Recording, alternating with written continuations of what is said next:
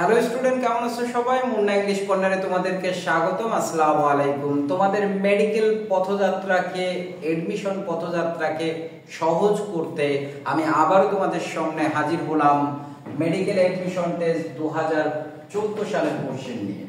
2014 সালের কোশ্চেন নিয়ে আমি তোমাদের সামনে আবার উপস্থিত হলাম। কথা না বাড়িয়ে ক্লাস দিয়ে শুরু করা যাক। প্রথম কোশ্চেন দেখো, fill in the blank with correct option. No one can dash that he is clever. তার মানে এখানে অ্যাডমায়ার মানে প্রশংসা করা, ডিনাউন্স মানে দুর্নাম করা, ডিফে মানে একদম প্রত্যাখ্যান করা, আর ডিনাই মানে অস্বীকার করা। তাহলে এটা অর্থের সঙ্গে কোনটা ভালো যাচ্ছে দেখো তো। বলছে কেউ অস্বীকার করতে পারবে না যে হি ইজ ক্লেভার, সে চালাক। এটা কেউ অস্বীকার করতে পারবে না। তাহলে আনসার হিসেবে আমরা কি লিখব? ডিনাই। এরপরে কোশ্চেনটা দেখো, fill in the blank with the correct option. He gave up dash. দেখো ভাই, আপ কি প্রিপজিশন না? আমরা রাইট ফর্ম ভার্বের নিয়মে জানি প্রিপজিশনের পরে ভার্বের সঙ্গে আইএনজি হয়। তাহলে আনসার কোনটা হবে? প্লেইং। কোনটা হবে আনসার? প্লেইং। সবাই বুঝছো? পরের কোশ্চেনে যাওয়া যাক।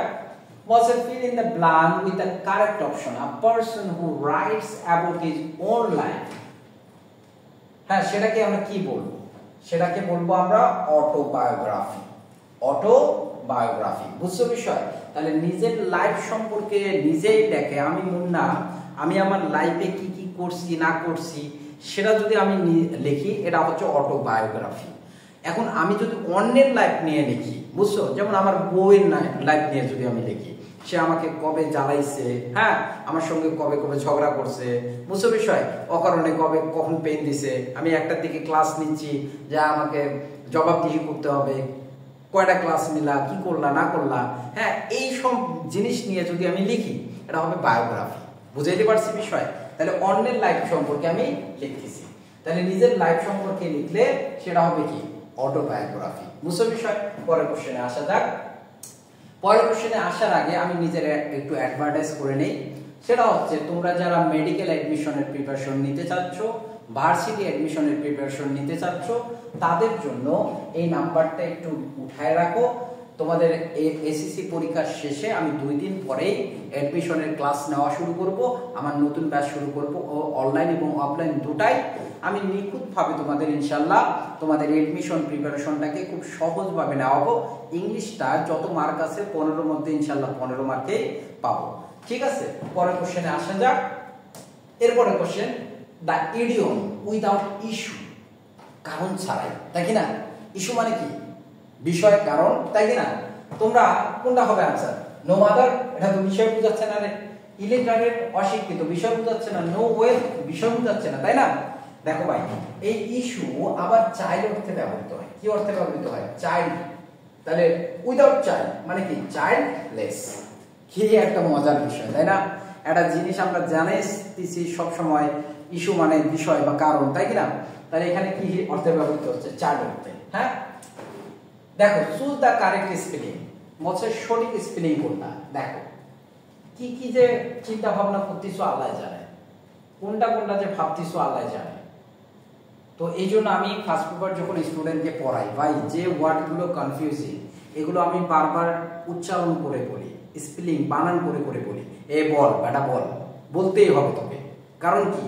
তুই ভুল করবি, আমি জানি তুই ভুল করবি, তুই লিখবি অনেকগুলো, পরে বলবি যে আমি তো লিখছি অনেক, মার্ক কেন এত কম? কারণ ভাই তুই বানান ভুল করছিস। বুঝতে পারছি বিষয়? তাহলে দেখো, সেপারেট বানান হবে এটা, সেপারেট, সেপারেট। তাহলে SEPARAT, সেপারেট। বুঝছো? আনসার কোনটা হবে? এ। পরের কোশ্চেনে যাওয়া যাক। Choose the correct spelling. এই আবার স্পেলিং থেকে আসে। স্পেলিং থেকে খুব বেশি কোশ্চেন মেডিকেলে আসে না, 3-4-5 বছর পর একটা করে কোশ্চেন আসে। এবার কি 2টা কোশ্চেন দিয়ে রাখছে। বুঝছো বিষয়? তো দেখো, এটা খুবই মজার একটা ট্রিক আছে। এটা লেফটেন্যান্ট বানান মনে রাখার। আমরা জানি এটা কি, সবাই মনে হয় একবার করে পড়ছো। Lie you 10 and, lie you 10 and, মিথ্যা তুমি 10 পিঁপড়া। তাইলে লাই ইউ 10 and, দেখো তো কোথায় আছে? লাই ইউ 10 and, তাহলে आंसर হবে কোনটা? বি। ঠিক আছে, লাই ইউ 10 and। বলছে সিলেক্ট দ্য কারেক্ট সেন্টেন্স। এই কোশ্চেনটা হুবহু বিসিএস এ আসছিল, হুবহু। এই কোশ্চেনটা হুবহু বিসিএস এর কোশ্চেন, বুঝছো বিষয়? তাহলে দেখো কি বলছে, he resembles to his father, he resembles as his father. resemble মানে কি সাদৃশ্য, এটা রিডান্ডেন্সির কোশ্চেন। রিডান্ডেন্সি মানে প্রয়োজনের অতিরিক্ত শব্দ ব্যবহার করাকে রিডান্ডেন্সি বলা হয়, বুঝছো বিষয়? তাহলে বলছে রিজেম্বলস মানে কি কোনো কারো মতো হওয়া, তাহলে যেহেতু মতো হওয়া বোঝায় রিজেম্বলস ওয়ার্ডটার পর কোনো প্রিপজিশন ব্যবহার করার প্রয়োজন হয় না। তাহলে आंसर কি হবে, হি রিজেম্বলস হিজ ফাদার, সে তার বাবার মতো। পরের কোশ্চেনে আসা যাক, the best possible passive form of the sentence we don't like idle people। তাহলে তোমাদের বলছি ভয়েস থেকে কোশ্চেন আসবে বাধ্যতামূলক, এখানে কি সাবজেক্ট, এরপরে কি ভার্ব, এরপরে অবজেক্ট। আমরা ভয়েস করতে গেলে সাবজেক্ট এবং অবজেক্টটাকে ফাইন্ড আউট করব, তাহলেই কাজ শেষ। তাহলে অবজেক্ট কোনটা, আইডল পিপল, তাহলে আইডল পিপল দ্বারা শুরু হয়েছে এটা এটা এটা, তাই না? বসালাম, ঠিক আছে। এটা প্রেজেন্ট ইনডিফিনিট, আমরা জানি প্রেজেন্ট ইনডিফিনিট কে যদি প্যাসিভ করতে চাই do not am is are বসে। am is are কোথায় আছে, এটাতে আছে, এটাতে আছে, এটাতে আছে, তাই কি না? এখানে দেখো আমরা জানি প্যাসিভে v3 হয়, এখানে v1 আছে, এখানে ভার্বের সঙ্গে ing আছে, তাহলে এই দুটো হওয়ার কোনো চান্স নাই। তাহলে आंसर কোনটা হবে, ডি, সি নম্বর।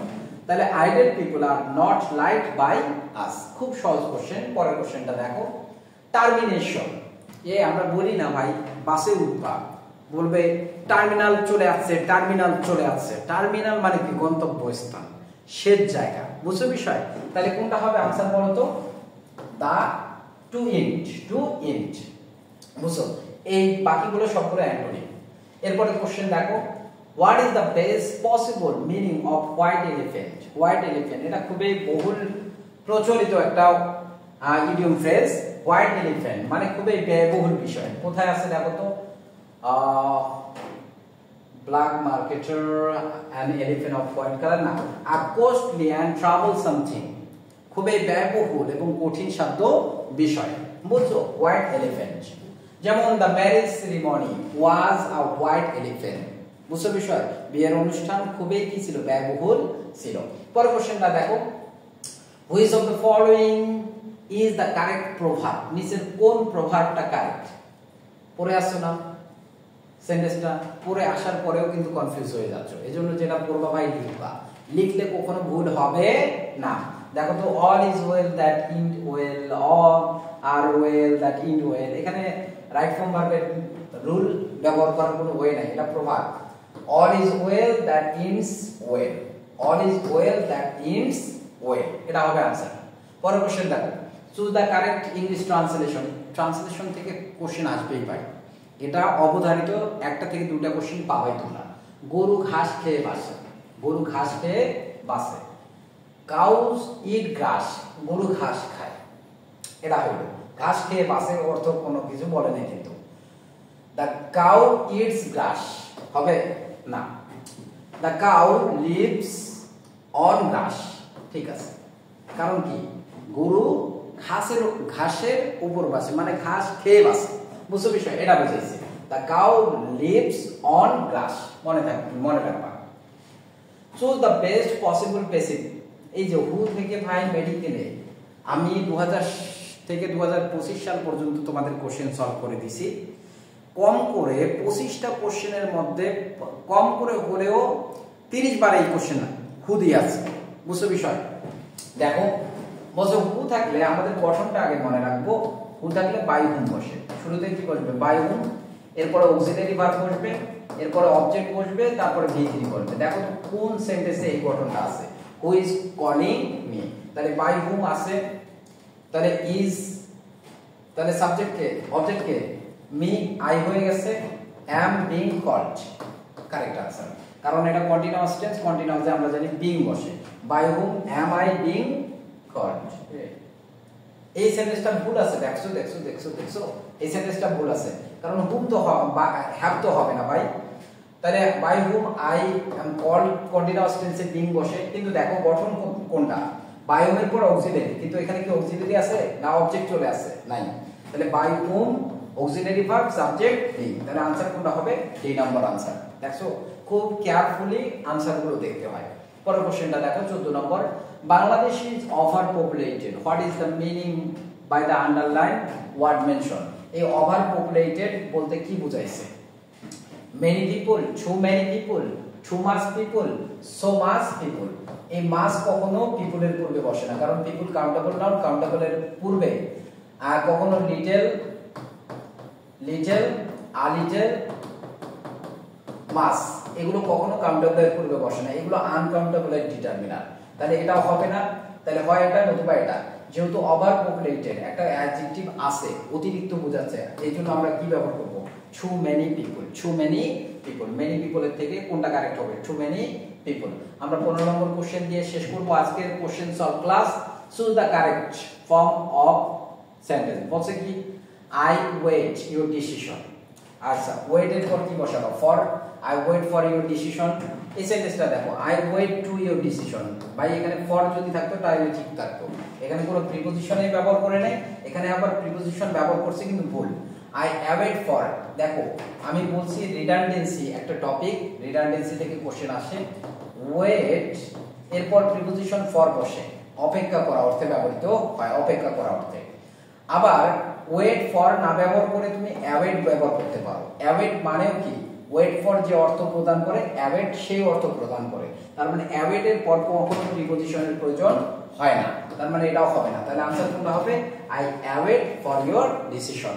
আশা করি তোমরা ক্লাসটা খুব সুন্দরভাবে বুঝতে পারছো এবং তোমরা উপকৃত হচ্ছ, এবং এই ক্লাস যদি তোমাদের উপকার করে থাকে আশা করি তোমরা একটা লাইক করবা, একটা কমেন্ট করবা এবং বন্ধুদের সঙ্গে ক্লাসটা শেয়ার করবা ভাই, যাতে করে তারাও দেখে যেন উপকারিত হয়। বিভিন্ন গ্রুপে শেয়ার করে দাও। ভালো থাকো, সুস্থ থাকো, দেখা হবে আগামী কোনো ক্লাসে। আল্লাহ হাফেজ।